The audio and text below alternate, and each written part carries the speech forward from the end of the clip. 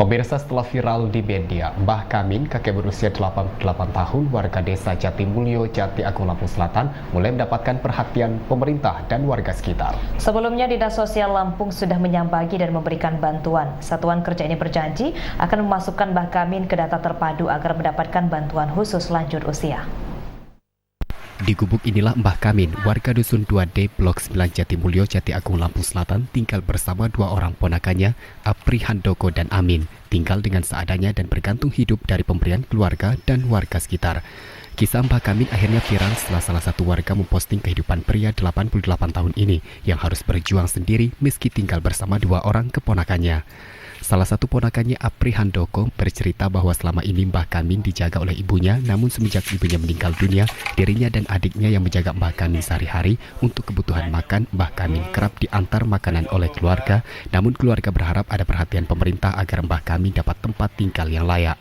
Pak Kamin itu dari dulu setahu saya kan saya kecil dia masuk di sini nih, emang dia udah tinggal di sini sendirian. Jadi apa makan minumnya itu ya khusus dari cuma nanam singkong itulah makanya.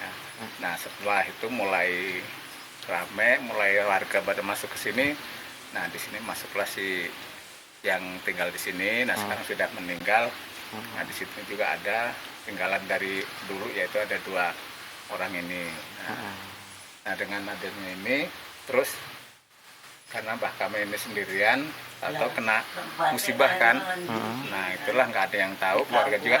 Tapi sebenarnya dirawat sama keluarga, cuman kalau datang kan ngirim aja siang. Nah, siang itu cuman nggak tahu pas kena air panas sudah gimana, tahu-tahu udah viral bahwa Pak Kamin luka yaitu kena air panas itu, sehingga semua orang tahu bahwa katanya Pak Kamin ini nggak diurus sama keluarganya.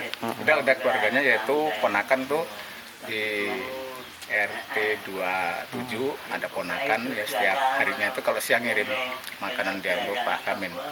Yang kalau aku kerja sama adik, kalau aku di rumah ya sama adik sama mbah.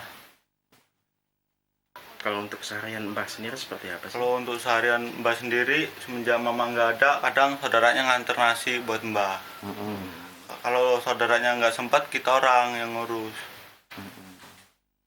Kalau mbah sendiri memang sudah ngomong, pendengaran memang udah susah ini. Udah harus kuat kalau ngomong sama dia. Terus penglihatan juga udah kurang.